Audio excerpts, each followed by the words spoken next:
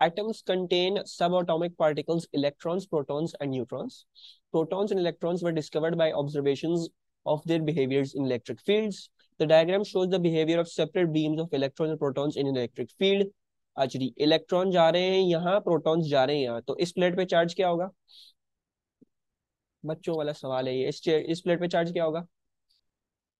Positive, right. और दूसरी वाली पे ऑब्वियसली नेगेटिव होगा। ठीक है, बेकार सवाल। अच्छा, now on the diagram draw a line to show how a separate beam of neutrons from the same source behaves in the same electric field. तो बीम ऑफ न्यूट्रॉन्स को कैसे डिफ्लेक्ट करूं, पॉजिटिव प्लेट की तरफ या negative plate की तरफ? The beam of neutrons will not be deflected, it will just pass straight through. ठीक है जी, उसको कोई फर्क नहीं पड़ने वाला, उस पर कोई चार्ज ही नहीं होता, right. Electrons in an atom of 36 krypton are distributed in sp and d orbitals. State the number of occupied orbitals. अच्छा देखो, orbitals का नाम दिया हुआ है, उन्होंने सबशेल्स नहीं बोला, उन्होंने बोला है कितने ऑर्बिटल है। तो मतलब एस में एक होता है, पी में तीन होते हैं, डी में और होते हैं पांच होते हैं, सो ऑन सो फॉर्थ। वो सब आपको गिनने पड़े। ठीक है, हमें देखना क्या है, हमें क्रिप्टॉन देखना है। एंड मुझे नहीं लगता इस पेपर में पीरियोडिक टेबल था, तो मुझे कॉपी डाउन करना पड़ेगा। एक सेकंड रुक जाए। सो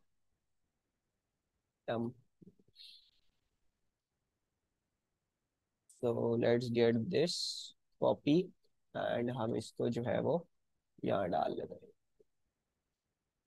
ठीक है, अब बोला क्या है, बोला है हमें क्रिप्टॉन। अच्छा, क्रिप्टॉन को अगर देखते हैं तो क्रिप्टॉन की पहले तो हम वो लिख लेते हैं इलेक्ट्रॉनिक कन्फिग्रेशन क्या है। ठीक है, 1s2 2s2 2p6 3s2 3p6 4s2 3d10 and then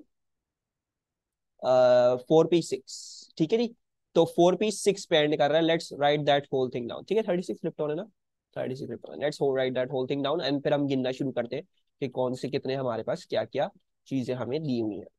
ठीक है, सो krypton is 1s2 2s2 2p6 3s2 3p6 4s2 3d10 and then 4p6। ठीक है, अब s के कितने हैं पहले तो ये गिन लेते हैं।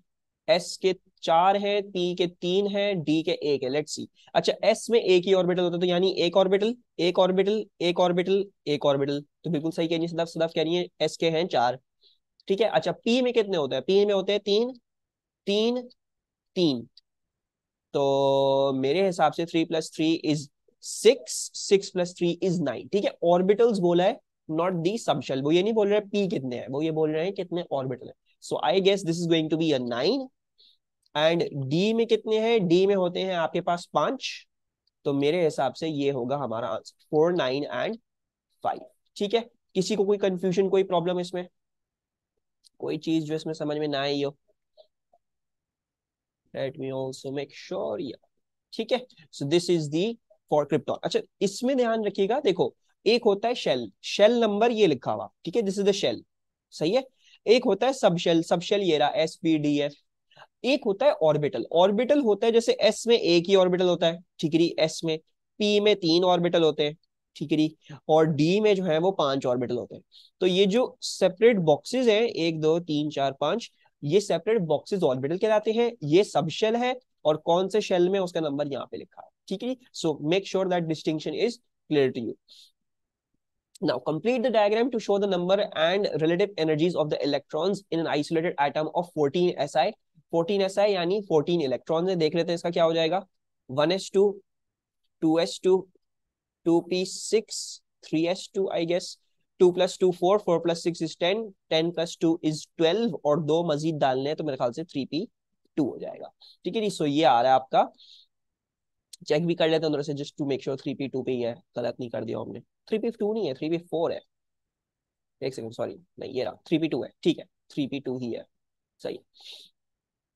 अच्छा, अब इसको मेक श्योर कीजिएगा। ठीक है, अक्सर क्वेश्चन हम जल्दी जल्दी करते हुए हम जो है वो बस लगाते जाते हैं और भूल जाते हैं कि एक स्पेसिफिक रूल था इसका। ठीक है, हमेशा सबसे पहले ऑपोजिट स्पिन होगी। ठीक है, दूसरा 2p6, तो पहले जो है वो एक एक ऑर्बिटल आप पहले भरेंगे, फिर उसके बाद डबल करना शुरू करते हैं। ठीक है, then 3s is like this, और 3p यानी ये और ये, ठीक है, ये और ये मत करके आ जाएगा, ये हो जाती है अक्सर मिस्टेक, क्योंकि हम इतने ज्यादा रिवाइज नहीं कर रहे टॉपिक्स को, काफी आसान लगते हैं सब बच्चों को। सो बस इसमें ये मिस्टेक रहती है, तो जस्ट मेक श्योर कि इन चीजों को जो है वो ध्यान में रखो जब ये पेपर करवा रहा हो, ताकि ये कुछ बातें जो हमने एटॉमिक स्ट्रक्चर में पढ़ी हैं कुछ रिवाइज हो, ठीक है जी। Diagram show the type of orbital, show state the total number of electrons that exist in all orbitals of this type in an atom of 9f। तो भाई f का क्या होता है, 1s2, 2s2 and then I guess 2p5, ठीक है, 4 + 5 9 हो गया। तो वो बोल रहे हैं, अच्छा पहले तो बताओ ऑर्बिटल कौन सा है, ये ऐसा या p है, p है ऑब्वियसली, ठीक है नी।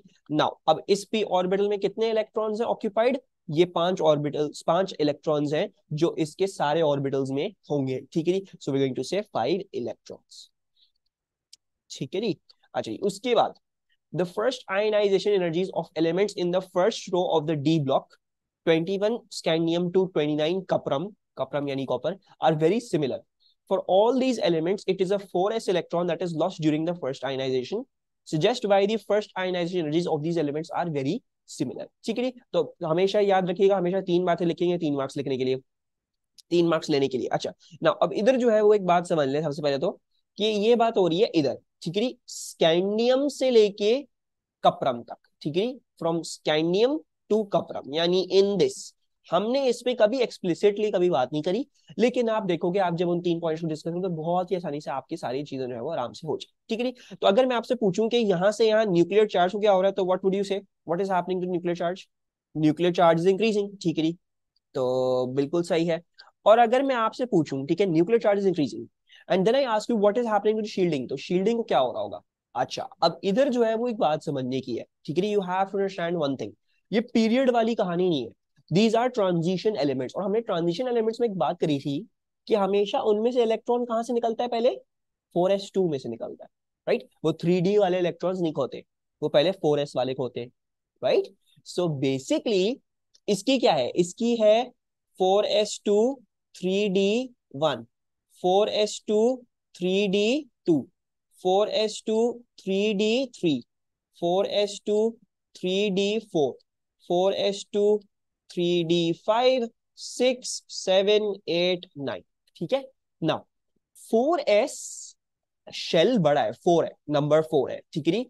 इलेक्ट्रॉन्स पहले गेन करता है, जब इलेक्ट्रॉन्स डल रहे होते हैं तो इलेक्ट्रॉन्स पहले गेन करता है, लेकिन गेन कर लेने के बाद ये फिर बड़ी एनर्जी का हो जाता है, यानी मतलब ये 3 से ज्यादा बड़ी एनर्जी का हो जाता है जब भी इसमें से इलेक्ट्रॉन पहले लूज हो रहे हैं, राइट। सो बेसिकली अगर देखोगे 4s बाहर है, 3d अंदर है, तो शील्डिंग इज ऑल्सो इंक्रीजिंग, क्यों, बिकॉज अंदर वाले में पहले 1 था, फिर 2 हुए, फिर 3 हुए, फिर 4 हुए, फिर 5 हुए। ये सिर्फ इसके लिए डिफरेंट है ट्रांजिशन एलिमेंट्स के लिए, क्यों है, बिकॉज 4s बड़ा है, ठीक है, it is a higher energy sub shell, high energy shell है, ठीक है, high energy shell and sub shell है, उसके अंदर 3d है, और 3d में आप इलेक्ट्रॉन्स बढ़ाते चला रहे हो, बढ़ाते चला रहे हो, बढ़ाते चला रहे हो। So yes the shielding is also increasing across the, यहां से लेके यहाँ तक, ये सबको बात समझ में आई, एंड वेरी गुड, एमन ने कहा था increases, so this is why it is increasing. तो nuclear charge is also increasing, shielding is also increasing. तो अब एटॉमिक रेडियस पे क्या कमेंट करें, atomic radius, nuclear charge increase कर रहा है, शील्डिंग इंक्रीज कर रही है, तो क्या करेंगे, दूसरे को कैंसिल आउट कर देंगे, है ना। तो एटॉमिक रेडियस को क्या होगा, कुछ भी नहीं होगा, सेम रहेगा, ना ही जोर से पुल किया जा रहा है, ना ही शील्डिंग जो है वो ज्यादा बढ़ रही है कि वो दूर दूर धकेले, ठीक है जी। So therefore the atomic radius is remaining तकरीबन सिमिलरली कांस्टेंट, सेम फोर्स लग रही है सबको 4s वालों को, तो देयरफॉर क्या हो रहा है, आपकी जो है वो फर्स्ट आयनाइजेशन एनर्जी सिमिलर रह रही है। Yes this is only in transition metals. सब समझ में आया, क्या चीज समझ नहीं आई, ओनली इन दिस, ये स्पेसिफिकली इसकी बात होगी, ठीक है। ये इसकी कहानी ना पीरियड जैसी नहीं होती, इसकी कहानी पीरियड जैसी नहीं होती, क्योंकि बिकॉज इसमें तो ये है ना 3p2 है, सॉरी 3s2 है, 3p6 है, तो इसमें तो थर्ड शेल ही ऑक्यूपाई और थर्ड शेल ही बढ़ रहा है। इसमें मसला ये है कि 4s2 के अंदर 3d चला गया, तो अब वो 3d में अंदर पॉपुलेशन बढ़ रही है, तो शील्डिंग बढ़ती चली जाती है, वो इंक्रीज करती है, न्यूक्लियर चार्ज को कैंसिल आउट करती है, एटॉमिक रेडियस देयरफॉर आपका सेम रह रहा होता है।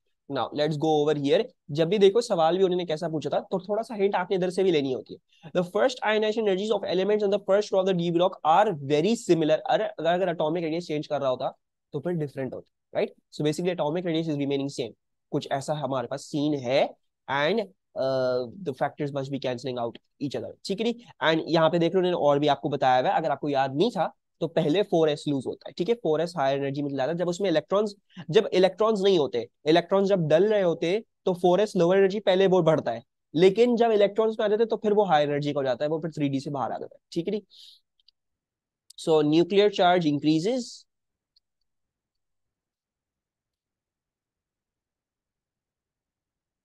फ्रॉम scandium to cuprum, ठीक है, and the shielding also increases as more electrons occupy the 3D orbital, ठीक है। So therefore atomic radius remains roughly constant,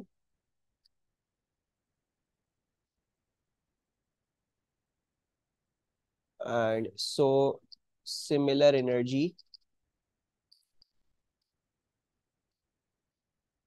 is required to remove an electron, ठीक है।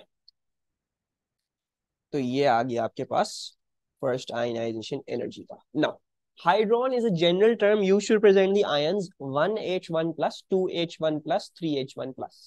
State in terms of subatomic particles in the nucleus what is same about each of these ions and what is different, ठीक है। सब atomic particles in the nucleus, तो आप electrons के बारे में कोई कमेंट नहीं कर सकते। अब आपने न्यूक्लियस की ही बारे में बात करनी है, यानी न्यूट्रॉन और proton.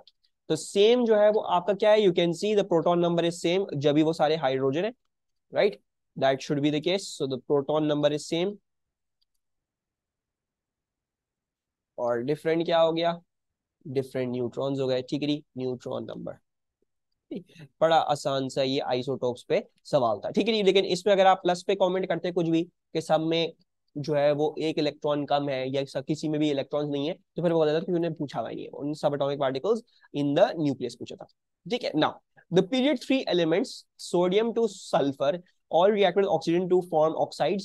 State the trend in acid base behavior of the oxides of the period 3 elements from sodium to sulfur. तो किसी को याद है, पहले आता है सोडियम, मैग्नीशियम, फिर क्या है, एल्यूमिनियम है, फिर सिलिकॉन है, फिर फॉस्फोरस है, फिर सल्फर है, राइट। सो एसिड बेस बिहेवियर, ठीक है, एक काम करते हैं इनके वो भी बना लेते हैं, ऑक्साइड बना लेते हैं। Na2O, Na2O एसिडिक होता है या बेसिक होता है, basic MgO,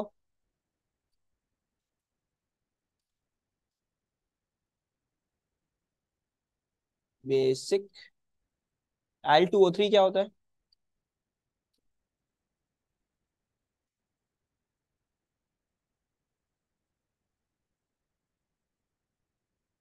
amphoteric, very good. And SiO2,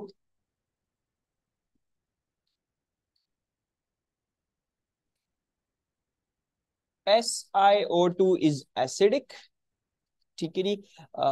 अपने ओन पे एसिडिक नहीं होता, लेकिन उसको एसिडिक कहेंगे, और एसिडिक ये भी हो गया, ये भी सबको पता होगा, और ये भी एसिडिक होता है, ठीक है जी। ये तो बड़ा आसान थे ये आखिरी वाले। अच्छा ना, तो हम ट्रेंड क्या लिखेंगे, हम लिखेंगे it shifts from basic to amphoteric to acidic, ठीक है जी। तो बेसिकली हमारे पास ट्रेंड ये आ रहा है। Let me also see what is the, हाँ बस यही है, और तो कुछ नहीं। So the trend becomes more acidic, less basic from sodium to sulfur, ठीक है। तो ये आ गया आपके पास। Now state and explain the trend from sodium to sulphur in the maximum oxidation number of period 3 elements in their oxides. अब आपने ट्रेंड बोलना है। अब ये बड़ा आसान था, इसमें इसका +1 आता है, इसमें इसका +2 आता है, इसमें इसका +3 आता है, इसका +4, इसका +5, और ये आ जाएगा इसका +6 भी आता है और थोड़ा कम भी आता है, इसमें आई थिंक +4 होता है और उसमें +6 होता है, कुछ इस तरह से था, ठीक है। ये मैंने ऐसे बताया, आप कैलकुलेट कर सकते हो, लेकिन जनरली अगर आपको पूछ रहे हैं तो जनरली आपको सबको पता है कि यार इंक्रीज ही कर रहा है, the oxidation state is increasing, oxidation number is increasing. इसकी एक्सप्लेनेशन क्या थी, why is the oxidation number increasing?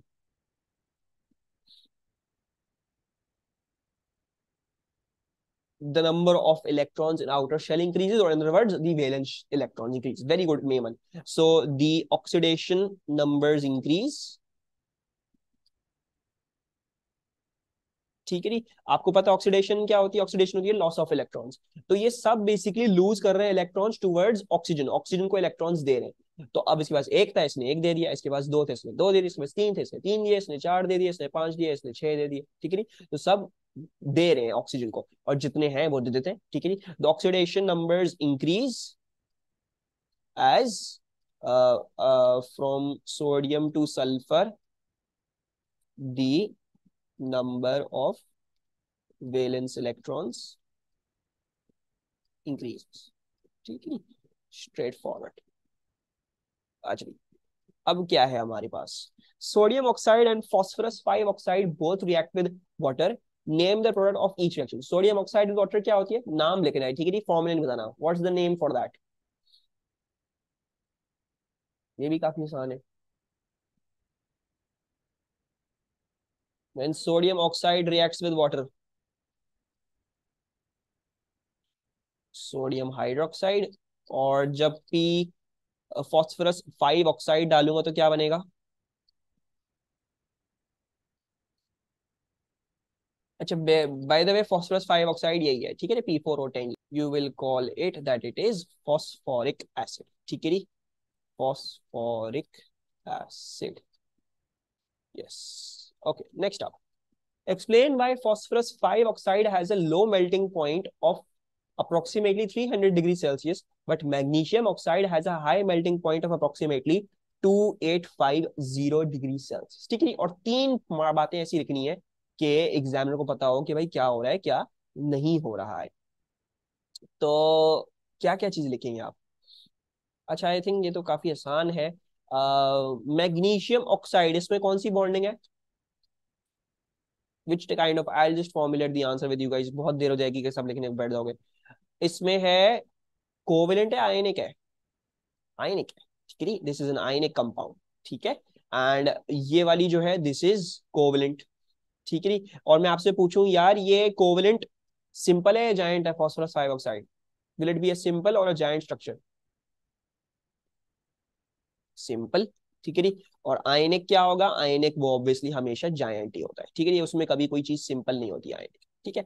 इसको ऊपर कहीं और लिख लेते हैं, जगह नहीं बन रही है, तो दिस इज जायंट आयनिक।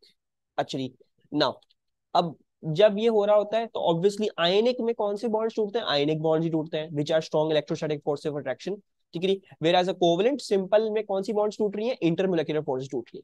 और फास्फोरस ऑक्साइड में intermolecular forces van der Waals होंगी, ठीक है। हाइड्रोजन बॉन्डिंग नहीं होती, हम वैन डर वाल्स लिख देंगे, ठीक है, जस्ट टू इवेट, हमें ज्यादा सोचने की जरूरत नहीं है, परमानेंट है टेम्पररी है, उसके मार्क्स नहीं है यहाँ पे, ठीक है। सिमेट्रिकल है स्ट्रक्चर नहीं है, P4O10 का स्ट्रक्चर वैसे ही बनाना आपके लिए मुश्किल है, तो आप लिख दोगे वैंडरवाल्स, ठीक है, जान छोड़ा दो इससे। तो हम वैंडरवाल्स लिखेंगे इसमें, हम इसमें लिखेंगे इसमें आयनिक है, एंड इसका स्ट्रक्चर जायंट है, मतलब काफी सारे आयनिक बॉन्ड तोड़ने पड़ते हैं जब इसका इतना हाई आ रहा है। एंड कोवेलेंट सिंपल है, इसमें इंटरमीडिएट फोर्सेस है वैसे ही वीक है, ठीक है। तो वो आराम से आप कर लेते हैं, ठीक है। सो let's right this down. Magnesium oxide, थोड़ा सा बोर हो जाओगे, मैं जल्दी से लिखने की कोशिश करता हूँ। Has ionic bonding that is, there is a strong electrostatic force of attraction between the cations and the anions. It also has a giant structure which gives it a high melting point as many strong ionic bonds have to be broken. ठीक है।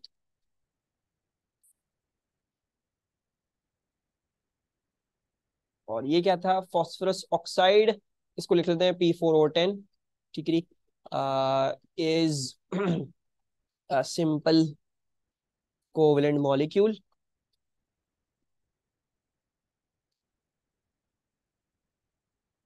and the forces being broken in it, forces की जगह इसको bonds करते हैं, forces गलत लग रहा है, and the bonds being broken in it are weak van der Waals forces। ठीक है, which is very easy। ठीक है, तो ये हो गया आपका 3 मार्क। अच्छा, तो 3 मार्क किसके थे, पहले तो मैग्नीशियम आयनिक है, इसका आइडेंटिफाई कर दें, ये वैंडरवाल्स है इसमें, और फिर ये बता दें कि ionic obviously stronger than van der Waals. ठीक है जी, थोड़ी सी weird distribution of marks, but यही थे इसके distribution marks. Now aluminium oxide reacts separately with both acids and alkalis.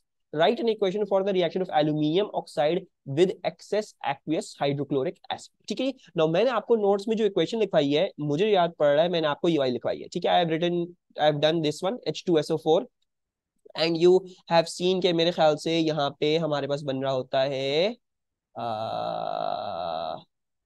Al2SO4 3। ठीक है, ये बन रहा होता है एंड देन H2। ठीक है, नाउ जो एसिडिक वाला बिहेवियर है एल्यूमिनियम का, वो बनाता है वो सॉल्ट ही है। ठीक है, इट फॉर्म्स द सॉल्ट ही। ये कैसे पता चला कौन सी सॉल्ट होगी, SO4 होता है 2-, एल्यूमिनियम होता है 3+, तो इसलिए 3 इधर आ गया, 2 इधर आ गया। ठीक है, तो ये वाली सॉल्ट है, मैंने आपको ये करवाई है। अब बेस्ड ऑन डिफरेंस आपको उन्होंने बोला हुआ एक्वियस हाइड्रोक्लोरिक एसिड, तो बस आपने वही रिएक्शन करना है, बस आपने सॉल्ट अब क्लोराइड वाली बनानी होगी, right. So this going to be Al2O3 plus HCl। so what will we form, ठीक है, अब we will form, अच्छा अब इसमें कौन सी होती है, क्लोराइड का होता है -1, इसका होता है +3, so you will form LCl3। ठीक है, we will form LCl3 and the other thing is going to be H2O। Balancing करनी पड़ जाएगी ऑब्वियसली, H2 है तो मेरे ख्याल से इधर जो है 2 लगा लेते हैं। ठीक है, इधर भी 2 लगाना पड़ेगा ना, एक सेकेंड, पहले तो इधर 2 लगाते हैं, right, we'll have to put in 2, तो ये होगा 6। 6 होने की वजह से आपको 6 इधर भी करने पड़ेंगे।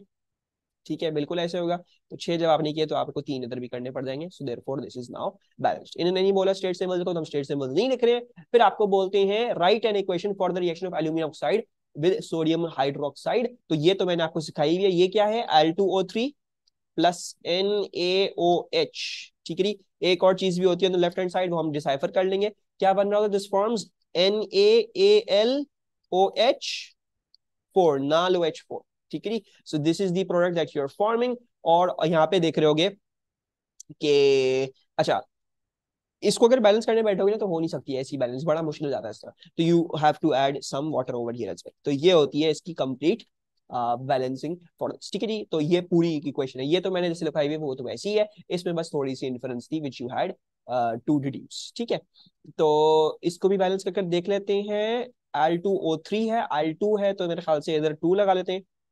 ठीक है, 2 लगाया तो Na को भी 2 कर लेते हैं, राइट। अब ऐसा कर लेते हैं, हम ये देख लेते हैं 8 हाइड्रोजन है। ठीक है, सो 2 and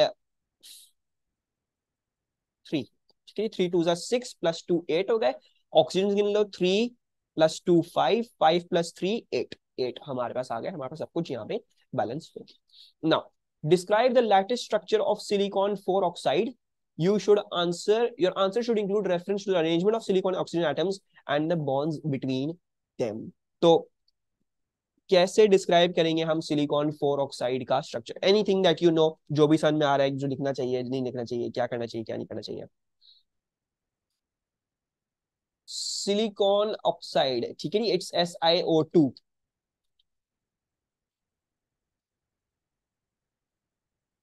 it is giant covalent. ठीक है, ये आपके कोर्स में जैसे एग्जांपल है, this is a giant covalent compound. ठीक है, सिलिकॉन डाइऑक्साइड जायंट कोवलेंट है। ठीक है, तो आपने ये तो बता दिया क्या चीज, द बॉन्ड्स बिटवीन देम। और उसका जो लैटिस स्ट्रक्चर है वो बता दिया, जायंट है और bonds between them is covalent. अगर आपको बोल रहे हैं अब बताएं reference of arrangement of silicon oxygen atoms, इसका स्ट्रक्चर कैसा होता है, याद है किसी को? उसका हम एक नाम दे देते, टेट्राहीड्रल, ठीक है। So it has a tetrahedral structure, so this is what you are going to write, ठीक है। so silicon dioxide is a giant covalent compound, giant covalent structure लिख लेते हैं, ठीक है जी। Silicon dioxide is a giant covalent structure, मेरे ख्याल से इसमें, ठीक है जी। It has covalent bond between it, थोड़ी सी लंबी कर लेते हैं, ऑल्दो हमने लिख दिया है लेकिन थोड़ा सा करना है, लाइनें भरनी है, बिटवीन इट, ठीक है। इट्स स्ट्रक्चर या इट्स अरेंजमेंट, जो उन्होंने बोला है, it's arrangement is tetrahedral, that is one silicon is bonded to 4 oxygen. What covalent? अच्छा, it has covalent between it, covalent bonds between it, ठीक है। ये लो, ये थोड़ा सा मुझसे पता नहीं क्यों रह जाती है सारी चीजें। It has covalent bonds. SI is giant covalent structure has covalent bonds between it. Its arrangement is tetrahedral. That is, one SI is bonded to 4 oxygen, और फिर इन टर्न हर ऑक्सीजन जो है वो 2 सिलिकॉन या bonded है, तो आप ये भी लिख सकते हो, one SI is bonded to 4 oxygen and then each oxygen is bonded to silicon and so on and so forth, ठीक है। now sodium oxide and silicon 4 oxide react to form sodium silicate, ठीक है जी। इसकी हमने equation देखी भी है, I think we saw it with NaOH. Sodium oxide is obtained from the thermal decomposition of sodium carbonate. Write equations for the following reactions. Sodium oxide with silicon 4 oxide, तो Na2O plus SiO2 क्या form हो रहा है, Na2SiO3, ठीक है जी। मुझे कोई पानी की जरूरत नहीं है, कुछ चीज किसी और चीज की जरूरत नहीं है, तो मैं पानी वानी कुछ नहीं डाल रहा है इसमें, ठीक है, कोई फायदा नहीं होगा बिलावली का, हमें कुछ भी नहीं करना, हाइड्रोजन हमें जरूरत नहीं है, ठीक है जी। Let's see if it is balanced, Na2SiO3 balanced है, हमें इसमें और भी कुछ करने की जरूरत नहीं है।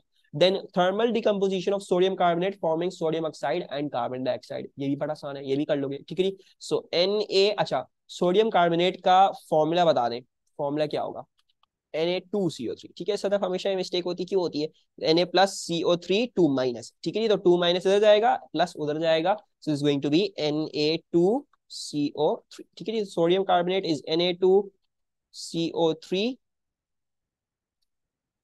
एंड देन जो है this is going to decompose into forming sodium oxide, that is Na2O and the other thing is CO2, ठीक है जी। वंस अगेन कुछ नहीं लिखना है, Na2CO2 सब कुछ हमारा बैलेंस हुआ है, कोई स्टेट सिंबल्स हमें इसमें नहीं लिखने थे, हमने इधर भी 14 मार्क्स गेन कर लिए। कोई प्रॉब्लम इस सवाल से किसी को भी, ठीक है। अब मैंने काफी दफा बोल दिया और होपफुली अब समझ में भी आ गया होगा, पीरियड 3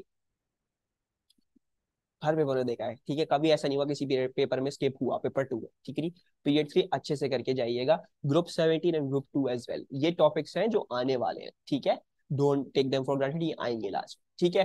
फिर कभी कभी होता है इक्विलिब्रियम कांस्टेंट का सवाल आ गया, कभी कभी होता है रेट ऑफ रिएक्शन का सवाल आ गया, कभी कभी होता है और कोई चीज आ गई थोड़ी बहुत आगे पीछे, लेकिन वो यूजुअली मर्ज्ड ही होता है। ये है main organic, period 3, group 17, group 2, ठीक है। ये भी जो एटॉमिक स्ट्रक्चर वाला सवाल है ये भी इसलिए करवाया क्योंकि इस पेपर में था, ठीक है, तो थोड़ा सा रिवाइज करवाने के लिए। वैसे आप लोगों ने देखा है इतने सारे पेपर हमने करे थे, एटॉमिक स्ट्रक्चर वाला कोई सवाल नहीं था, ठीक है। So just keep an I out, I hope जो है वो मेरी सारी प्रैक्टिस से जो है वो कुछ फर्क पड़ रहा हो and you guys are getting prepared. अच्छा, PCl5, PCl3 and NCl3 are halides of group 15 elements. PCl5 can be formed through a reaction of phosphorus with chlorine. PCl5 has a melting point of 161 degrees Celsius. Write an equation for the formation of PCl5 from the formation of phosphorus and chlorine. Sorry, from the reaction of phosphorus and chlorine. तो कोई मुझे बता सकता है, ये लिखा हुआ PCl5 can be formed from the reaction of phosphorus and chlorine, ठीक है। Write the balanced equation in your chat. P exists as P4, ठीक है। नॉर्मली जो हमारे पास कौन सा वाला है, व्हाइट वाला फॉस्फोरस होता है वो P4 होता है, रेड वाला इज जस्ट पी। तो रेड वाला हम हमें यूजुअली इस तरह से मिलता नहीं है। नहीं सदफ, ये गलत किया है। अच्छा नहीं, ये भी सही है, ये भी सही है, नहीं ठीक है ठीक है, सही सही लिखी है। तो you can write this as P4 plus Cl2 and that is becoming PCl5। ठीक है। और अच्छा कुछ बच्चों ने यहाँ पे 5/2 कर दिया है। ठीक है, ये भी सही है। नहीं, ये सही कैसे है? ये ना करें तो बेहतर है। P4 है ना, तो आप 4 कर दे इधर। ठीक है, you make 4 over here and then 4 5 20 हो गया ये। ठीक है, तो आपको बस ये करना है कि 20 इधर कर देंगे, यानी 10 इधर डाल देंगे, तो ये हो जाएगा आपके पास बैलेंस। ठीक है, इक्वेशन स्टेट से बोलेंगे तो कोई मसले की बात नहीं है। State the type and structure of bonding, sorry state the structure and bonding of PCl5। Structure क्या है और बॉन्डिंग क्या है, मतलब सिंपल जायंट में से बताइएगा और बॉन्डिंग बताइएगा, कोवलेंट आयनिक मेटालिक वगैरह वगैरह। ये भी सवाल काफी दफा आता है, तो इसको भी जो है वो थोड़ा ध्यान में रखिएगा कि ये बार बार पूछ रहा था examiner. This is simple covalent, yes. ठीक है, एग्जामिनर को चैन नहीं है, वही चीजें पूछता रहता है बार बार। ठीक है, रट के जानी पड़ेंगी। A small amount of PCl5 is added to excess water. The PCl5 reacts vigorously to form colorless solution. Give one other observation you would make when PCl5 reacts with excess water. तो और कौन सी observation होती है ना? Not Cl2 gas. Equation याद कर लेते पहले, तो इक्वेशन लिख देते हैं। PCl5 प्लस H2O क्या क्या बनता है? What two things do you form over here? याद है किसी को? एक तो था फॉस्फोरिक एसिड H3PO4, दूसरा क्या था? HCl। ठीक है जी, so you form a mixture of two acids, two that are very very strong acids. ठीक है, पॉक्कल 3 is in the case of when you are doing substitution in alcohols. ठीक है जी, तो अल्कोहल्स में जब सब्स्टिट्यूशन कर रहे हो तो तुम्हारे पास जो है वो अल्कोहल प्लस PCl5 है, तो यू विल फॉर्म जो भी तुम्हारा क्लोरो अल्केन है, ठीक है, जो क्लोरो होगा वट एवर। ठीक है, प्लस तुम बनाओगे H3PO3 फॉस्फोरस एसिड और पॉक्कल 3। ठीक है, ये थी तीन उसकी। ठीक है, तो ये उधर का है। इधर जब पानी रिएक्ट कर रहा है तो हमेशा ये जो है वो मिक्सचर ऑफ टू एसिड बन जाता है। ठीक है, अच्छा then moving onwards, estimate the pH of the result. अच्छा अब बता दो, ये क्वेश्चन लिख ली, अब क्या ऑब्जर्वेशन हो सकती है जो आप देख सकोगे आराम से? इसकी ऑब्जर्वेशन, व्हाट्स इसकी ऑब्जर्वेशन? ठीक है, ऑब्वियसली एसिडिक हो गया सोल्यूशन, ये तो ऑब्जर्व नहीं कर सकते, इसको ऑब्जर्व कर सकते हो। क्या होती है इसकी ऑब्जर्वेशन? HCl HBr HI, इनके बारे में कुछ एक कॉमन चीज होती है, हमेशा ये ऐसे ही दिखते हैं जब ये गैसेस फॉर्म में होते हैं, गरम गरम। नहीं याद आ रहा? You'll see steamy fumes, right. इनकी जो ऑब्जर्वेशन है वो है yes steamy white fumes. Steamy fumes आपको यहाँ पे मिलेंगे। Then estimate the pH of the resulting solution. PH क्या होगी रिजल्टिंग सोल्यूशन, एस्टिमेट कर लें ऐसी, जो भी अच्छा लग रहा है। 1, so will just go with 1। 1 मेरा अजीब सा है, मैं ऐसे नहीं लिख रहा, मैं 1 ऐसे ही लिख रहा हूँ बस। अच्छा now PCl3 is used to convert alcohols to chloroalkanes such as compound T। ठीक है, अल्कोहल्स को टू क्लोरोअल्केन्स कर दिया, तो ये आपके पास आपने कंपाउंड टी जो है वो कुछ ऐसा कर दिया। ठीक है, अब possible synthesis of T is shown. पहले ये था कुछ, ठीक है, रिएक्शन 1 किया है तो ये बन गया। उसके बाद आपने क्या किया, उसके बाद आपने PCl3 इस्तेमाल करके सब्स्टिट्यूशन कर दी। ठीक है जी, आपसे पूछ रहे हैं भाई पहले रिएक्शन के लिए रिएजेंट बता दें, ये हुआ क्या है यहाँ पे? LiLH4, वेरी गुड सनफ। So you can see that this is a carboxylic acid. ठीक है, ये कार्बोक्सिलिक था ना, कार्बोक्सिलिक को आपने प्राइमरी अल्कोहल में टर्न कर दिया। You have turned it into a primary alcohol. ये याद रखिएगा, दो रिड्यूसिंग एजेंट है, NaBH4 या तो LiLH4। NaBH4 चलता है सिर्फ कीटोन्स और अल्डिहाइड्स वाली केस में, और LiLH4 भी चल जाता है। ठीक है, कार्बोक्सिलिक के लिए सिर्फ और सिर्फ LiLH4 चलता है, तो आप लिखोगे इधर LiAlH4। और इसकी कंडीशन क्या थी, किस तरह से इस्तेमाल करते हैं आप? लिथियम एल्यूमिनियम क्या होता है, जो भी इसका नाम होता है, मुझे इसका नाम नहीं पता क्या कहते हैं इसको। LiLH4 ही कहता हूँ मैं इसको। What was the condition? Whenever using this, you have to make very very specific conditions. Heat and reflux नहीं, हीट एंड रिफ्लक्स नहीं करते इसको। पहले ही एक्सप्लोसिव रिएक्शन देता, तुम इसको हीट एंड रिफ्लक्स कर दिया, लैब जल जाएगी। आग लग जाएगी। याद करो, इसको पानी में इस्तेमाल नहीं कर सकते तो किस चीज में इस्तेमाल करते हैं? LiLH4 इन ड्राई ईथर, ठीक है। So you put this in dry ether and then use it, उस तरीके से, ठीक है। इसको आप पानी में डाल के इस्तेमाल नहीं कर सकते हो, मसला हो जाएगा, ठीक है। और हीट तो बिल्कुल भी नहीं करना, तब तो और मसला हो जाएगा। अच्छा, now T exhibits optical isomerism, explain what is meant by the term optical isomer and circle any items in T that any atoms in T that give rise to optical isomerism। तो इसमें से circle कर ले कोई सा भी जो आपको ऑप्टिकल आइसोमरिज्म दिखाता हुआ लग रहा है, और फिर मुझे ये बता दें कि ऑप्टिकल आइसोमर होता क्या है, ठीक है। So this is carbon number 1, this is 2, this is 3, 4, 5, 6, 7, ठीक है। तो which one is chiral?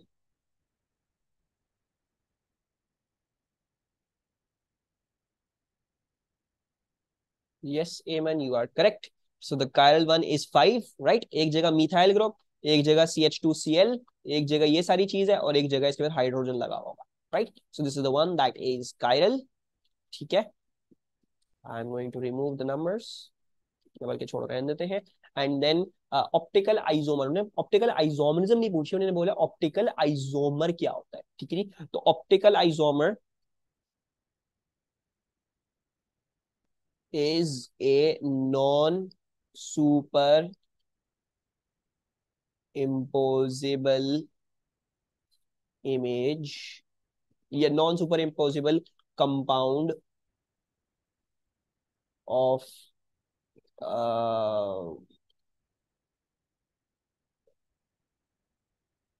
Optical non super imposable, एक सेकेंड,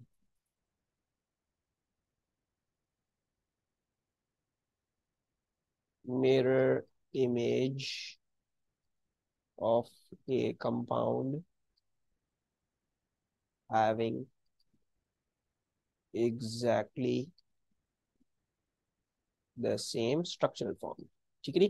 तो स्ट्रक्चरल फॉर्मूला सेम होता है। अच्छा, इसमें ये नहीं लिखना आपने कि it is arrange differently in space, आपको ऑप्टिकल आइसोमर का स्पेसिफिक बताना है, ठीक है। ऑप्टिकल आइसोमरिज्म डिस्कस नहीं करनी, ऑप्टिकल आइसोमर बताना है कि ये जो है वो नॉन सुपर इम्पोजिबल क्या होती है, 3D मिरर इमेज होती है। So optical isomer is a non super imposable mirror image काफी है of a compound having exactly the same structural formula, ठीक है।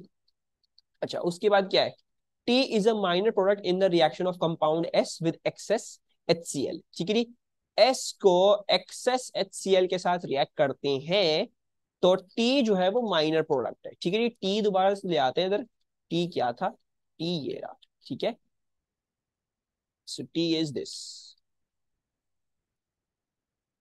सो ये रहा आपका T, ठीक है। Now draw the structure of the major product of the reaction of S with excess HCl। तो मेजर प्रोडक्ट कैसी दिखेगी, देख लेते हैं इसको, हम मैं ही करवा देता हूँ। अच्छा, now you know this is एक, एक दो, दिस वॉज CH2, ये था 1 2 3, sorry 1 2 3 4, right. So this is C, 1 2 3 4, this is C। ये क्या है, यहाँ पे भी CH2 है, और ये है आपका C दोबारा से। नाउ आपको क्या पता है हाइड्रोजन किधर जाता है? Towards the one that has already got more hydrogen. तो बेसिकली Cl यहाँ और यहाँ लगना था, it should have not gone towards the end, वो माइनर प्रोडक्ट्स हो गए, ठीक है। So you will draw exactly the same thing, यानी अच्छा Cl अब यहाँ तो बनाना नहीं है, तो मैं एक ये जो अल्काइल चेन है इसको नीचे लेके जाता हूँ, ठीक है। सो लाइक दिस, सो मैंने ये और ये बना लिया, और फिर उसके बाद 1 2 है, 1 2 है, इधर जो है वो ये है, इधर ये है। और Cl जो है वो आपने कहाँ पे बनाना है? Cl आपने बनाना है इस वाले पे, ठीक है, ऑन दिस वन जिसपे मिथाइल ग्रुप लगे हुए, ठीक है। दोनों पे जो मिथाइल ग्रुप लगे हुए वहीं को बनाना है। तो हम एक काम करते हैं, हम इसको दोबारा से ये बना लेते हैं। अच्छा, यहाँ नहीं लग रहा Cl, ठीक है, यहाँ नहीं लग रहा Cl, Cl कहाँ लग रहा है? यहाँ लग रहा है, और यहाँ लग रहा है, राइट। बेसिकली वो एक मिथाइल चेन में टेढ़ी करके वहां ले जाऊंगा, या बेसिकली इसको इस तरीके से समझो कि यहाँ लग रहा है, ठीक है। This is the thing that is happening, ठीक है। तो मैं क्या कर रहा हूँ, मैं बना रहा हूँ 1 2 3 4, 4 कार्बन की चेन डालते हैं।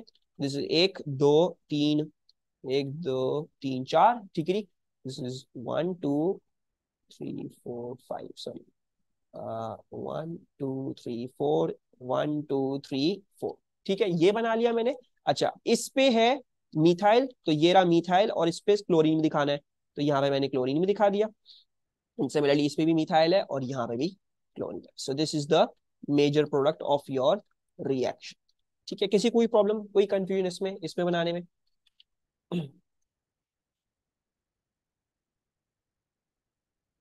ठीक है, और कोशिश कीजिएगा यहाँ इनके बीच में ना बनाए, बिकॉज प्रॉब्लम हो सकती है, बिकॉज बीच में नहीं जाती चीजें, हमेशा ऊपर से ही डायगोनली उसको करें तो बेटर रहेगा वो। ठीक है, अच्छा, now moving onwards is NCl3 is a yellow liquid that can be used to bleach flour. Predict the shape of NCl3 molecule and the Cl-NCl bond angle. अच्छा, NCl3 नाइट्रोजन के पास होते हैं 3 वैलेंस इलेक्ट्रॉन, राइट? तो जैसे NH3 होता है 3 covalent bond, इसी तरह NCl3 भी, right? It will be something like that he. So NCl Cl Cl, and remember NH3 में क्या होता है, एक लोन पेयर होता है। सो सिमिलरली ओवर हियर, यहाँ पे भी आपके पास क्या होगा, लोन पेयर लाजिमन होगा। शेप क्या होगा इसका फिर, what will I call this shape then? Trigonal pyramidal. और बॉन्ड एंगल क्या हो जाएगा?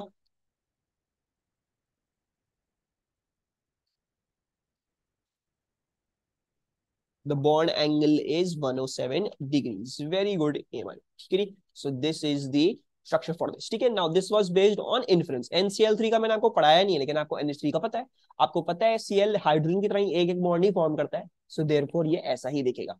Now NCl3 reacts with water to form HOCl, a weak Bronsted-Lowry acid. Explain what is meant by the term weak Bronsted-Lowry. तो weak Bronsted-Lowry acid क्या होता है? Acid तो वो होता है जो H+ डोनेट करता है, वीक क्या होता है? जो कंप्लीटली आयनाइज नहीं करता सोल्यूशन में, राइट? सो एंड या ये लिख लेते हैं, Brønsted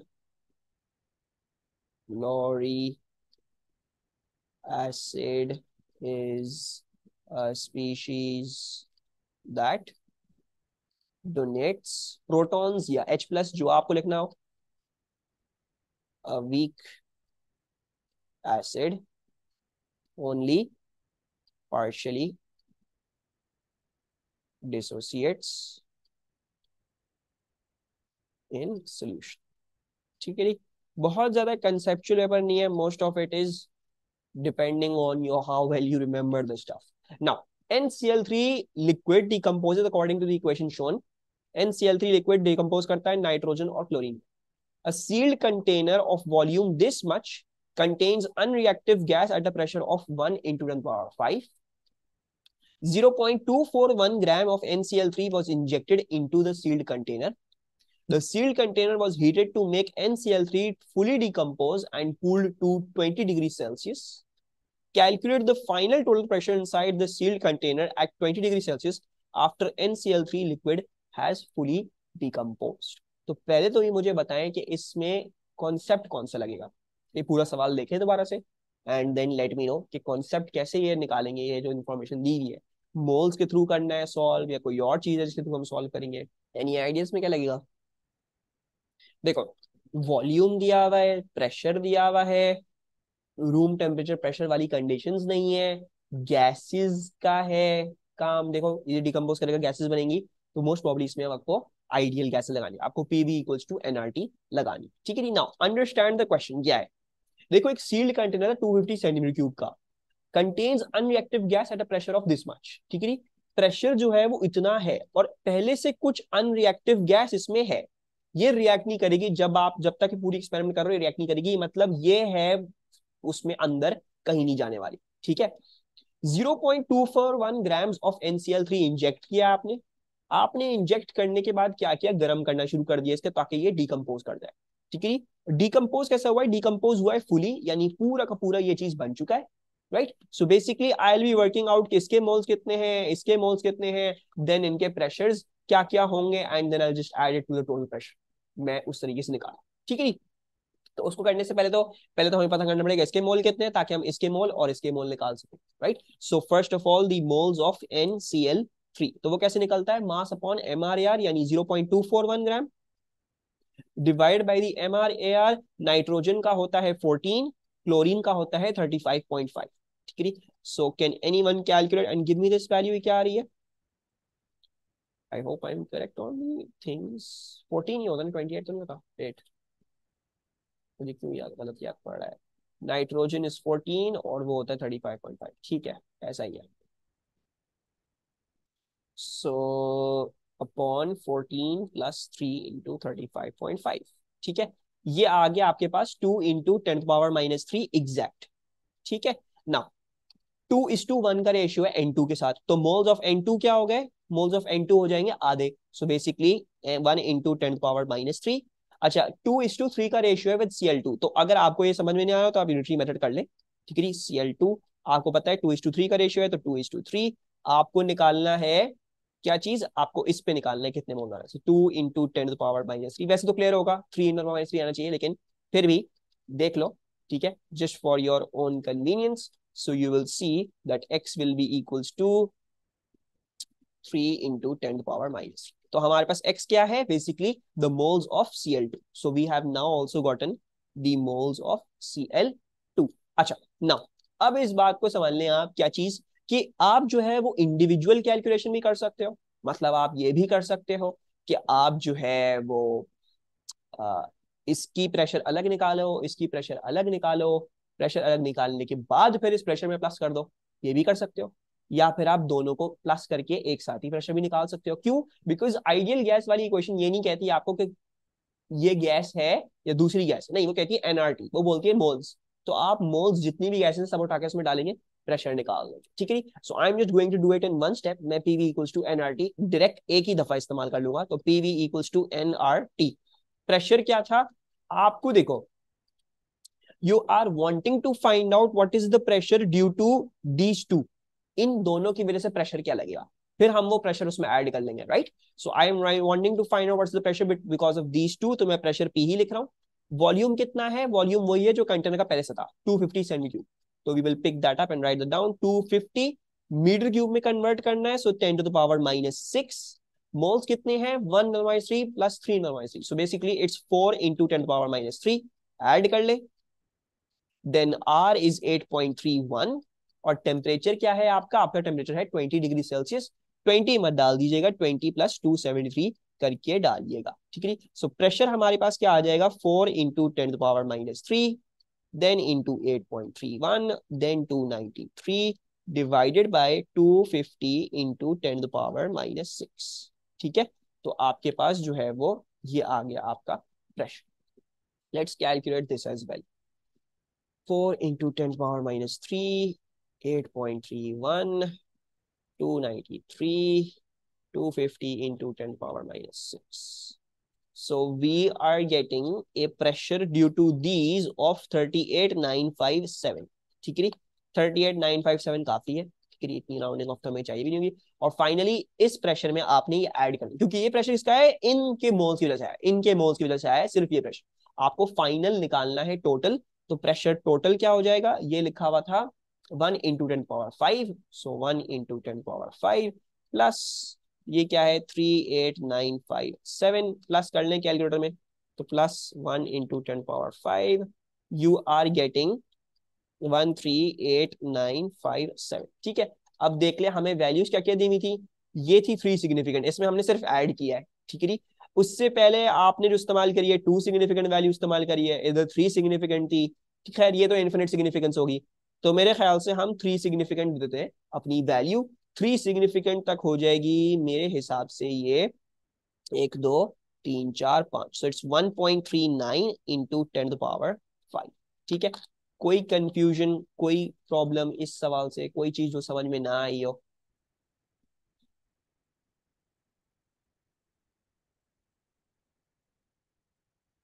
any confusions, anything that you want me to clear again? Clear है सदफ, आपको क्लियर है?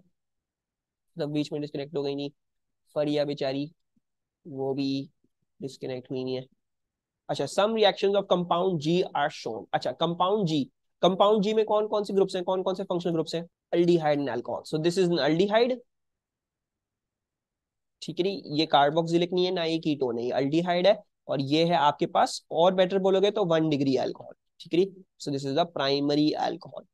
अच्छा फिर रिएक्शन वन में कुछ ऐसा हो रहा है, रिएक्शन टू में आपने सोडियम डाला है, तो आपको पता है सोडियम के साथ रिएक्ट करता है, इसी के साथ रिएक्ट करेगा, सोडियम डल जाएगा इधर।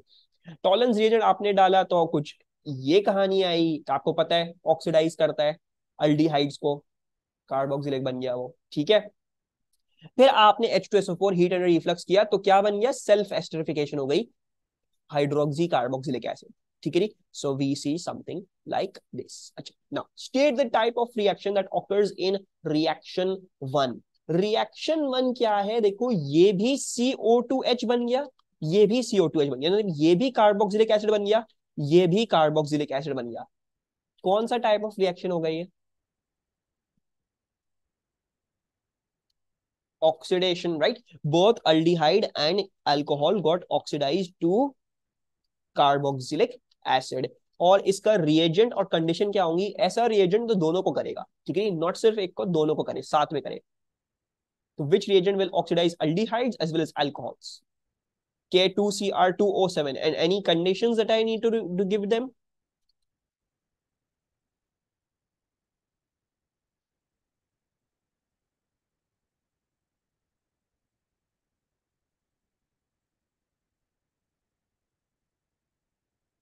Yes, plus heat under reflux, तो आपको ये भी करना पड़ेगा, ठीक है। तो अच्छा, और ये याद रखिएगा, जब भी K2Cr2O7 होता है हमेशा एसिडिफाइड इस्तेमाल होता है, ठीक है, नेवर कभी भी अल्कलाइन या कभी भी न्यूट्रल इस्तेमाल नहीं होता, तो आपको एसिडिफाइड लिखना जरूरी। अच्छा, कॉन्सेंट्रेट तब इस्तेमाल होगा जब आपको कंप्लीट करना है, यानी 1 डिग्री अल्कोहल को रोकना नहीं था, कार्बोक्सिलिक तक ही लेके जाना है, अल्डिहाइड स्टेज पे नहीं रोकना, आपको कंप्लीट करना है, आपको आगे पीछे कुछ नहीं देखना, बीच में कुछ नहीं रोकना, तो आपने कॉन्सेंट्रेट करना, ठीक है। ना draw the structure of the organic product H from reaction two, तो मेरे ख्याल से बस यही है, Na लग जाएगा यहाँ पे, right. We just need to draw the structure, तो स्ट्रक्चरल फॉर्मूला लिख देते हैं इसका, ठीक है। Let's write down the structural formula. Structural formula क्या होगा, दिस इज CHO, ये क्या है, एक दो, ये हो गया CH2, ये क्या हो गया, ये हो गया CH2 है, राइट। तो बेसिकली हो जाएगा O-Na+, ठीक है। Let's right the down. So CHO, CH2 है ना, CH2 एंड देन O-Na+, ठीक है। आप O-Na+ नहीं लिखे, आप ONA भी लिखे तो कोई मसले की बात नहीं है, ठीक है। O-Na+, so this is the, क्या कहेंगे हम इसको, दिस इज दी, जो भी वो सोडियम ऑक्साइड वाला जो आयन बनता है, ठीक है जी। अब इसमें नाम नेम करना है, इसको थोड़ा मुश्किल जाएगा, तो हम नेम नहीं कर रहे हैं, ठीक है जी, हम इसको ऐसे ही समझ लेते हैं ना। उसके बाद स्टेट व्हाट यू, अच्छा इसको आप CHO, इसको यूं भी लिख सकते हो, इसको जरूरी नहीं है इसको यूं करो, it's not really that required. CHO भी ठीक है, क्योंकि आपको उसमें कोई प्रॉब्लम नहीं होनी चाहिए अंडरस्टैंडिंग में। Now state what you would observe in reaction 3। Reaction 3 में क्या ऑब्जर्व क्या करेंगे, अगर जब ये रिएक्ट कर रहा है, ये चीज बन रही है, तो what would be my observation over here. Colour change, colour change, Tollens reagent की क्या होती है observation, when you are reacting with aldehyde, तो क्या ऑब्जर्वेशन है टॉलरेंस रिएजेंट की, सिर्फ टॉलरेट करते हैं और कुछ भी नहीं करना। सो टॉलरेंस रिएजेंट की क्या थी, इट वाज सिल्वर मिरर और white precipitate, not that, not orange to green, silver mirror था ना, सिल्वर मिरर या silver precipitate, right, Tollens reagent है, ठीक है। तो ये है इसका, वो था K2Cr2O7 का, orange to green. Give the type of reaction shown by reaction 4, तो टाइप ऑफ रिएक्शन क्या है, रिएक्शन 4 एस्टरिफिकेशन है, और स्पेसिफिकली बोलोगे तो सेल्फ एस्टरिफिकेशन है, right. So let's right this down, this is esterification, ठीक है। अच्छा, इसको एस्टरिफिकेशन की जगह कॉन्डेंसेशन भी बोल सकते हो, that is also good terminology, because hydro water eliminate होता है, ठीक है। You can also write this as condensation, तो आप इसको कॉन्डेंसेशन भी बोल सकते हो। बेटर तो यही है कि आप कॉन्डेंसेशन ही बोलो, ठीक है। बट कोई मसले की बात नहीं है अभी एट दिस लेवल, एस्टरिफिकेशन या कॉन्डेंसेशन उसमें नहीं हो स्पेसिफिक, तो कोई मसले की बात नहीं है। Now G and J are structural isomers of each other. G, J, ठीक है, स्ट्रक्चरल आइसोमर्स है each other, of each other. Name the type of structural isomerism shown by G and J. तो कौन सी टाइप ऑफ स्ट्रक्चरल आइसोमरिज्म है G और J में,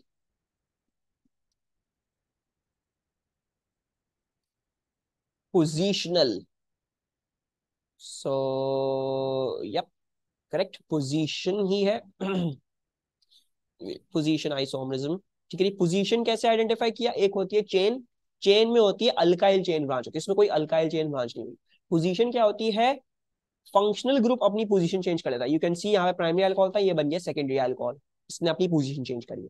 और तीसरा क्या था? Functional group. फंक्शनल ग्रुप ये होता कि अगर अल्डिहाइड कीटोन बन जाता या ये कुछ और कोई और ही ग्रुप बन जाता, ये वो ग्रुप नहीं रहता, ठीक है। Now suggest one chemical test that can distinguish G from J, give the result of the test with each compound। तो G और J को अगर मुझे डिफरेंशिएट करना हो तो मुझे कोई ऐसा केमिकल बताएं जो इन दोनों को डिफरेंशिएट कर सके, ठीक है जी। गौर से देखिएगा दोनों स्ट्रक्चर्स को, समझ में आ जाएगा कौन सा जो है वो केमिकल टेस्ट है। ऑक्सीडाइज ना, you can not oxidise, this is a 2 degree methyl alcohol, you can see that is a 2 degree methyl alcohol, ये प्राइमरी अल्कोहल है। तो कौन सा टेस्ट लिखेंगे हम इसके लिए? याद है किसी को?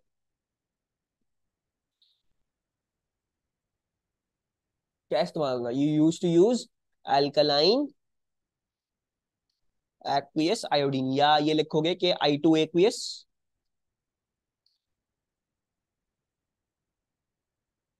प्लस NaOH एक्वियस, ठीक है जी।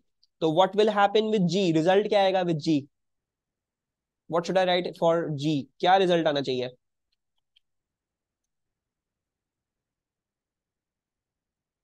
क्या हो गया इतने छोटे? No change, right.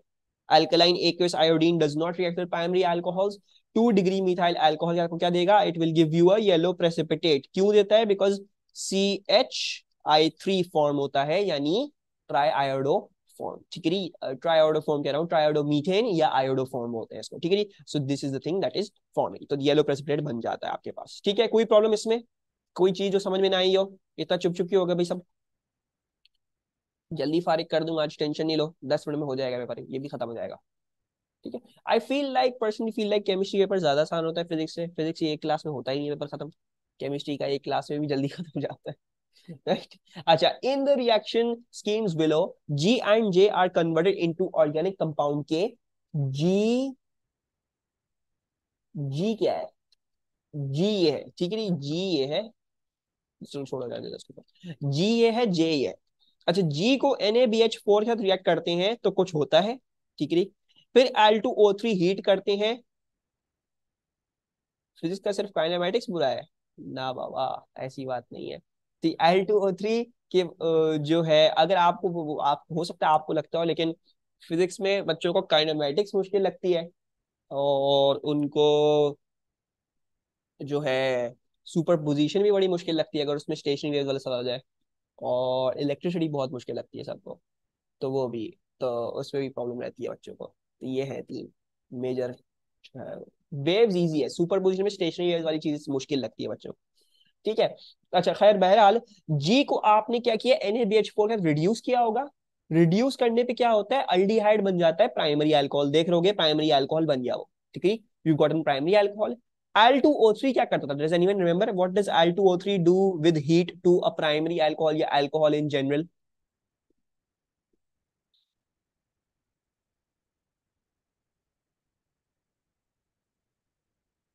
कुछ नहीं यार, कितने दिनों में पेपर है?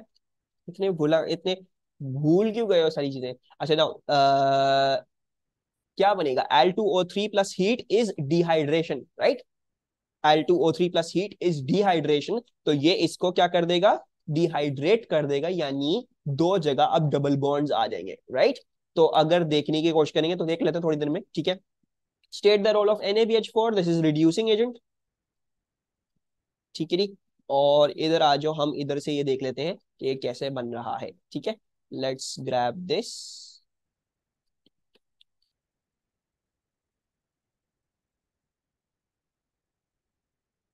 ओके नाउ, ये सिर्फ रफ वर्किंग कर रहा हूँ, ठीक है।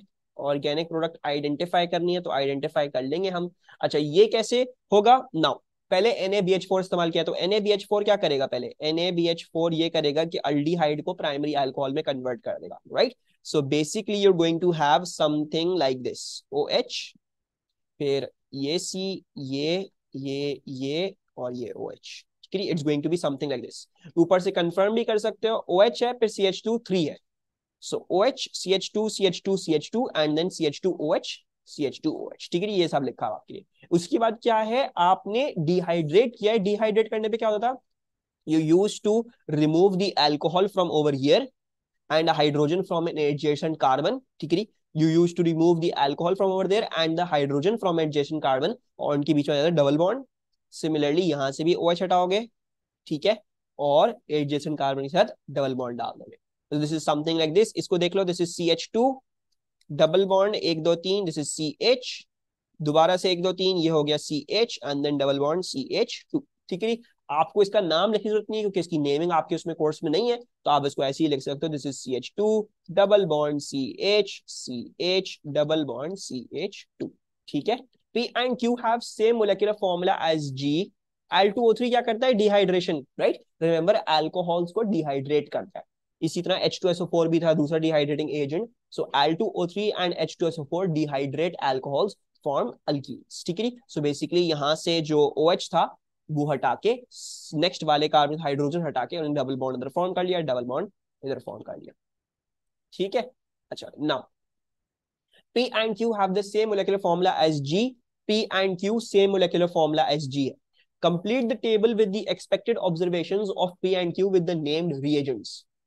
Br2 aqueous, P कोई रिएक्शन देगा Br2 aqueous के साथ?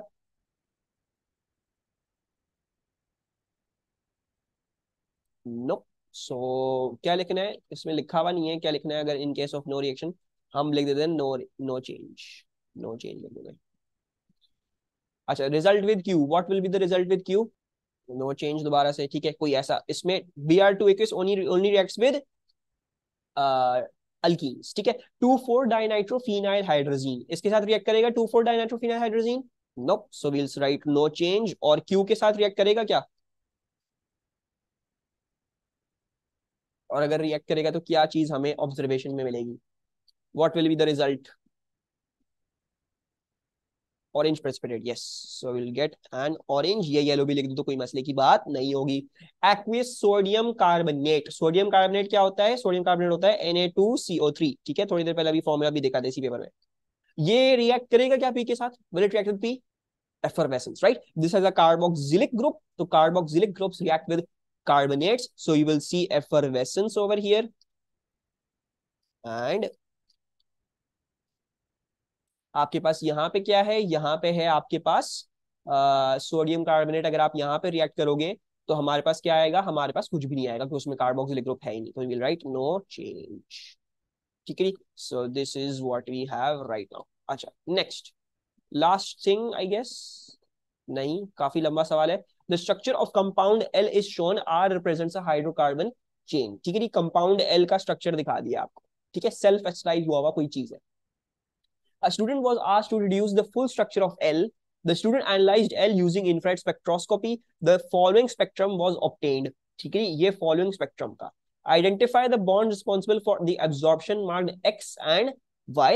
तो ये करने के लिए थोड़ी देर दें, मैं पहले वो टेबल निकाल लूं, ठीक है, वरना आप लोग कर नहीं पाओगे। एक सेकंड, 554616, 554616, ठीक है। ये थोड़ा पुराना पेपर है तो इसमें ऑब्वियसली वो नहीं है, क्या कहते हैं, साथ में वो ये टेबल नहीं बना के देते थे, पहले डाटा बुकलेट मिलती थी आपको पूरी, ठीक है। You used to get the whole data booklet, लेकिन अब जो है वो साथ में उन्होंने कहा है भाई हम जाया नहीं करेंगे पेपर, हम डाटा बुकलेट प्रिंट नहीं करेंगे, हम जो है वो क्या करेंगे, हम जो है वो साथ में ही क्वेश्चन पेपर के साथ ही ये जो है वो प्रिंट कर देंगे, जहां क्वेश्चन होगा वहीं डाल देंगे इन्फॉर्मेशन, ठीक है, आसान कर देंगे आपके लिए। नाउ अच्छा, नाउ एक्स एंड जेड के लिए निकालना है, ठीक है। अच्छा, एक्स क्या है, you can C x should be the easy one two observe here, ये आ गया 1600 1700 1800, 1700 to 1800 के बीच में है। So X is most probably the C double bond O वाली एब्जॉर्प्शन, ठीक है। यहां से कंफर्म भी कर सकते हो, तो 1700 के अराउंड यही होती है, तो X is C double bond O, ठीक है। अच्छा, और Z, अच्छा Z किधर है, Z को देखने के लिए आपको देखना है तकरीबन 1000 के पास, ठीक है, 1000 के आसपास है, ठीक है। सो लेट्स सी, अच्छा CO है, हाँ यही लग रहा है CO ही होगा, 1000 के आसपास यही आ रहा है, ठीक है।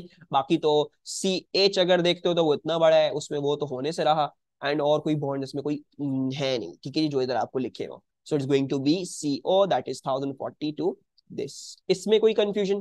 ठीक है, ये कर लोगे, बड़ा आसान था ये। दो, एक मार्क, एक मार्क दिया हुआ है, कंजूसी से दिया है मार्क, मेरे ख्याल से दो होने चाहिए थे, लेकिन खैर काफी आसान है, इसमें कुछ भी आपको देखना नहीं था, ठीक है। ये आपको दिया जाएगा, टेंशन नहीं लो, ये डाटा बुकलेट नहीं होती अब, ये आपको दिया जाएगा, पुराना पेपर है, सो देयरफॉर इसमें नहीं था। Now absorption Y shows that L has a CC double bond present in the R group, ठीक है। एब्जॉर्प्शन वाई, एब्जॉर्प्शन वाई जो है वो दे रहे हैं हमें तकरीबन 1600 पे सीसी डबल बॉन्ड, हाँ ठीक है, सीसी डबल बॉन्ड दिखाया जा रहा है हमें इन आर, ठीक है जी, कोई मसले की बात नहीं है। The student decided to treat L with hot concentrated acidified potassium magnate. The products of the reaction are shown, ठीक है जी। सो आपको जो है वो प्रोडक्ट्स दिखा दी गई हैं। हॉट कॉन्सेंट्रेट एसिडिफाइड KMnO4 से रिएक्ट किया तो आपको पता है रप्चर ऑफ डबल बॉन्ड होता है। एक जगह ये बन गया कार्बोक्सिलिक एसिड, एक जगह ये बन गया दूसरा कार्बोक्सिलिक एसिड। बोल रहे हैं एम का नेम बता दें आप हमें, tell us the name of M, what's the name of M? Hexanoic, तो एक, चार और पांच और छह, so yes this is hexanoic acid, ठीक है। इसमें कोई ये चीज नहीं होती हेक्सेन 1 हो एक हेक्सेन 2 है, क्योंकि आपको पता है क्या है इसमें कार्बोक्सिलिक हमेशा पहले ही उसमें होता है, ठीक है। अच्छा अब बोल रहे हैं use the information in D to reduce the molecular formula of L, तो एल का मोलेक्युलर फॉर्मूला निकाल लेते हैं। अच्छा नाउ इस बात को समझें सबसे पहले तो कि आर में कहीं डबल बॉन्ड था, ये टूटा है, ठीक है। आर में जो डबल बॉन्ड था वो टूटा है, तो पहले तो हमें ये समझना है कि वो कहाँ था वो डबल बॉन्ड, और वो क्या है क्या नहीं। अच्छा नाउ यू नो कि आपको ये पता है कि अगर वो डबल बॉन्ड ऐसा हो, CH डबल बॉन्ड हो, ठीक है, यहाँ पे एक जगह उसके ऊपर H है और एक जगह उस पर अल्काइल ग्रुप है और डबल बॉन्ड है, तो वो फिर बनता है क्या चीज, वो फिर बनता है कार्बोक्सिलिक एसिड। तो ये जो कार्बोक्सिलिक बना है आपके पास, ये बेसिकली होगा, ये बेसिकली आपके पास ये होगा कि OH यहाँ से हटा दो, ठीक है, यहाँ से O हटा दो, एंड दिस वुड बी, ये वाला कार्बन होगा जो डबल बॉन्डेड हुआ हुआ होगा किसी चीज के साथ, दूसरी चीज के साथ, ठीक है। अच्छा यहाँ पे भी कार्बोक्सिलिक बना है, right. So basically once again ये O हटा दें आप, ये सारी चीजें हटा दें, और ये हुआ हुआ डबल बॉन्ड, सो बेसिकली ये और ये डबल बॉन्ड हुए हैं, right. So if I draw it correctly, these are the ones that are double bonded, ठीक है। अब आपने जो है वो क्या करना है, अब आपने बस काउंटिंग कर लेनी है of carbon of oxygen and all of that. तो कार्बन कितने हैं, एक, चार, पांच, छ, ठीक है, सात, आठ, नौ, 10, 11, 12, ठीक है। So we got 12 carbon, so let's write that down. So C12। अच्छा हाइड्रोजन गिनने हैं हमें, हाइड्रोजन गिनने में थोड़ी देर लग जाएगी, वो भी गिन लेते हैं। 3 4 2 8, ठीक है। सो 3 + 8 इज 11, ठीक है। अच्छा उसके बाद अब ऊपर आ जाए आप। अच्छा दूसरी बात, जब ये डबल बॉन्ड बना है तो आपको पता है CH बनता है COOH, right. So basically H डाल दीजिएगा इसके साथ, ठीक है, यहाँ पे भी H है, राइट। सो एक second, let's make the H is much more प्यारे से, ठीक है। यहाँ पे रेड से दिखा देते हैं, यहाँ पे H लगा होगा और यहाँ पे H लगा होगा, ठीक है। सो दिस इज 3 + 8 11, 11 + 1 इज 12, ठीक है। फिर ये हो गया 13, राइट। देन एक दो ये हो गया CH2, एक दो तीन ये हो जाएगा CH, ये हो जाएगा CH2, ये हो जाएगा CH2, एक दो तीन चार, ये कुछ भी नहीं होगा। अब गिन ले, 12 + 1 13, 13 + 1 14, 14 + 2 is 16, 16 17, 19, 21, right? So I guess it's H21। और ऑक्सीजन गिन ले लास्ट में, ऑक्सीजन कितने हैं, एक और दो, दो ही ऑक्सीजन है, बाकी तो सब हमने हटा दिए थे। सो आई बिलीव इट्स दिस, ठीक है, C12H21 और 2। एक हाइड्रोजन हमने ज्यादा गिन लिया गलती से, रुको देखते हैं। 3 + 8 is 11, 11 + 1 is 12, 13, 15, 16, 18, 20, हाँ 21 क्यों गिना, 20 तो है, गलती हो गई, 20 है, ठीक है। Obviously you will be rechecking and all that. तो ये इस तरीके से करके दिस वाज द मेथड, ठीक है। इसमें कोई प्रॉब्लम, इसमें कोई अगर बात समझ नहीं आए तो लेट मी नो, ताकि मैं इसको रिपीट कर सकूं। I can explain this again, ये वाला जो, लेट्स एक्सप्लेन दिस अगेन। अच्छा ये देखो, मरियम, लुक एट दिस, देखो जब आपके पास कार्बोक्सिलिक एसिड बनते हैं ना, तो उसकी कंडीशन क्या होती है? उसकी कंडीशन ये होती है कि जो डबल बॉन्डेड हैं उन पे एक जगह हाइड्रोजन हो और दूसरी जगह कोई ना कोई अल्काइल ग्रुप चल रहा हो, right? So that should be the condition for that, ठीक है जी। तो होता क्या है कि जब ये डबल बॉन्ड टूटता है तो इसके साथ डबल बॉन्ड O लगता है और OH, right? Double bond O and then OH, right? So basically हमें रिवर्स करना है, यानी मुझे ये डबल बॉन्ड O OH हटाने हैं और मुझे H डालना है इनकी जगह, ठीक है? और डबल बॉन्ड रिस्टोर करना है। सो OH हटा दे, डबल बॉन्ड O हटा दे, ठीक है? यहां से भी ये सब हटा दे, ठीक है? और इन दोनों के बीच में आपने क्या करना है? डबल बॉन्ड रिस्टोर करना है और हाइड्रोजन लगाने दोनों से। अब तो यहाँ पे भी हाइड्रोजन और यहाँ पे भी हाइड्रोजन, ठीक है? ना कार्बन गिनने हमें, तो 1 + 4 इज 5, 5 + 1 is 6, देन दिस इज 7, 8, 9, 10, 11, 12, तो 12 कार्बन। हाइड्रोजन गिनने हैं फिर आपने, दिस इज 3 + 8, 11, 12 हो गए नीचे, ठीक है? इधर गिन लो, दिस इज 1 2 3 और 4, 4 बॉन्ड्स हुए में ये C ही रहेगा। 1 2 ये हो गया CH2, 1 2 3 ये हो गया CH, 1 2 ये हो गया CH2, ये हो गया CH2।